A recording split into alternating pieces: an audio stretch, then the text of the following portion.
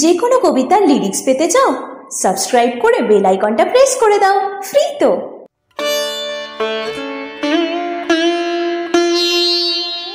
রথযাত্রার দিন কাছে, তাই রানী রাজাকে বললে, চলো রথ দেখতে যাই। রাজা বললে, আচ্ছা।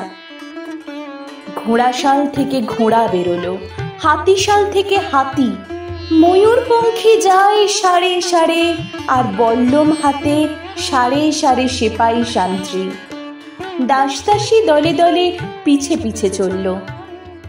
কেবল বাকি রইল একজন। রাজবাড়ির ঝাঁটার কাঠি কুড়িয়ে আনা তার কাজ। সর্দার এসে দয়া করে তাকে বললে, ওরে তুই যাবি তো, আয়। সে হাত জোড় করে বললে, আমার যাওয়া ঘটবে না। রাজার কানে কথা উঠল, সবাই সঙ্গে যায়, কেবল সেই দুঃখীটাই যায় না। রাজা দয়া করে মন্ত্রীকে বললে, ওকেও ডেকে নিও। রাস্তার ধারে তার বাড়ি। হাতি যখন সেইখানে পৌঁছলো, মন্ত্রী তাকে ডেকে বললে, ওরে দুঃখী, ঠাকুর দেখবি চল। সে হাত জোড় করে বলল, কত চলবো? ঠাকুরের দুয়ার পর্যন্ত পৌঁছই এমন সাধ্য কি আমার আছে?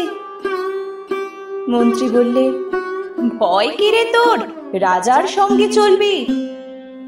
সে বললে, সর্বনাশ, রাজার পথ কি আমার পথ? মন্ত্রী বললে, তবে তোর উপায়? তোর ভাগ্যে কি রথযাত্রা দেখা ঘটবে না? সে বললে, ঘটবে বই কি, ঠাকুর তো রথে করেই আমার দুয়ারে আসেন।